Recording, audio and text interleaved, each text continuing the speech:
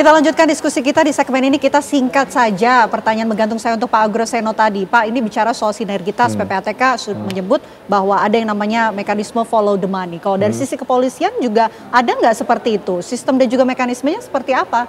Ya, karena itu sudah saya katakan kan serius crime ya, kejahatan serius. Jadi sinergitas antara kepolisian, kemudian dengan pihak PPATK, dengan pihak Komdigi, itu harus dibangun sangat ketat seperti itu. Jangan sampai hanya menunggu proses birokrasi, nulis surat dan sebagainya. Perlu bayi pun sudah bisa ditempuh seperti itu. Sehingga saya katakan penanganan yang sekarang terjadi dengan personel dari Komdigi ya, misalnya gitu. Nah, apakah itu korbannya hanya di wilayah Jakarta Raya, Polda Metro saja?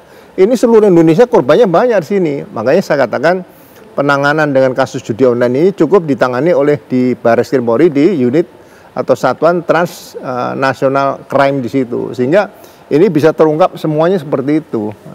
Oke, baik Abah, silahkan. Ini nampaknya sudah tidak sabar ini untuk menanggapi. Banget nggak sabar, karena di sini sekarang langsung terungkap bahwa dibilang dari PPATK selalu bilangnya nomor rekening ada pemain judi online-nya. Padahal bukan, saya bilang harusnya lihatnya ini sebagai yang terlibat, jadi pemainnya lebih banyak. Ya, yang Komdigi nggak dilibatkan, padahal data realnya ada di sana yang saya bilang data validate sama verified, nggak dilibatkan. Sekarang PPATK ngomong, wah sudah menangkap bandar, sudah follow the money, dan kelihatan udah 27.000, 28.000 gitu kan, bandar itu tutup. Berhasil nggak? Iya berhasil, menolong bandar yang nggak ketutup. Kenapa dia berhasil untuk nutupin bandar-bandar yang cerek, sementara bandar-bandar yang gede nggak ketutup? Kenapa? Bandar cerek ini ditutup, sementara ini ada orang ketagihan. Kebukti ada 571 orang masih bertransaksi. Kan transaksi sama siapa? Sama yang bandar-bandar yang masih hidup. Orang saat udah keranjingan sama judi, udah kecanduan, otomatis akan pengen judi lagi, merasakan duitnya gampang dari sana. Ya kan, sekarang berarti yang berhasil dilindungi adalah si oknum-oknum bandar yang masih kebuka, berhasil. Keren PPATK berhasil melindungi bandar-bandar yang masih aktif. Nah, kemudian tinggal sekarang Komdiginya jangan main tebang pilih ya, tapi benar-benar secara merata, secara digital mungkin itu dilakukan. Kalau mau serius, mampunya ada, tinggal mau apa enggak, itu aja sih. Oke, Pak Danang silahkan direspon. Ini katanya yang berhasil kemudian ditutup adalah bandar-bandar kecil, yang aktif nih sekarang masih banyak bandar-bandarnya. Memang dari rekening itu kan tiap hari tumbuh saja. Tiap hari bisa ribuan rekening yang dibeli untuk deposit judi online. Mereka untuk deposit itu rekeningnya umurnya mungkin 1 bulan, ganti rekening lagi 1 bulan, berganti rekening lagi. Sehingga ini cepat-cepatan. Dan kami tidak berhenti di sini. Kami sudah membekukan rekening itu kurang lebih 25.000 rekening dengan total nilai saldo 1 triliun rupiah. Nah ini kasusnya secara bertahap kami sampaikan ke Polri, beberapa sudah ditangani, dan ini memang perlu sinergitas, dan saya yakin pemerintah ini serius. Pemerintah serius memberantas judi online karena memang ini masuk dalam asta cita Bapak Presiden Prabowo. Saya kira demikian.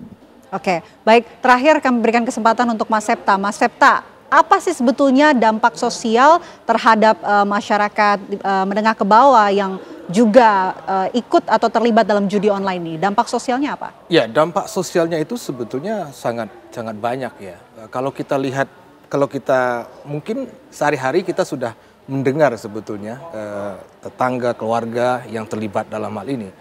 Jadi untuk mengikuti hasrat spekulatifnya itu, sebetulnya orang kemudian melakukan apa saja untuk itu, dengan menipu, ya, dengan meminjam uang.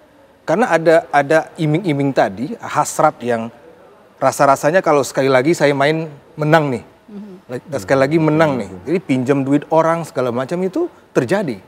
Nah jadi artinya apa? Ini multiplier efeknya luar biasa, konflik ya bisa kemudian kita tidak sadari ini juga bisa membuahkan crime-crime yang lain-lain, ya, kejahatan-kejahatan yang lain ini juga semakin masif terjadi di dalam masyarakat kita, jual hal-hal yang ya bersifatnya sikap-sikap manipulatif ya itu semakin terjadi, dan kemudian juga yang kita sayangkan ini kan sebetulnya pada akhirnya nanti ada normalisasi ya, ini dianggap sebagai kebiasaan baru yang kemudian orang semakin mentolerir.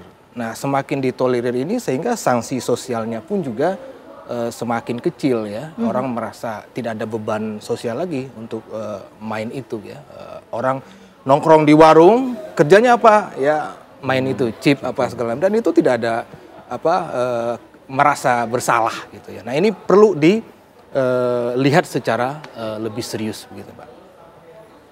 Oke, baik. Tentu kita tidak ingin itu terjadi dan mudah-mudahan apa yang dikatakan sebagai solusi untuk bisa mengatasi masalah judi online ini, soal sinergitas, bisa segera terwujud. Baik, terima kasih atas waktunya Bapak-Bapak di Apa Kabar Indonesia Malam.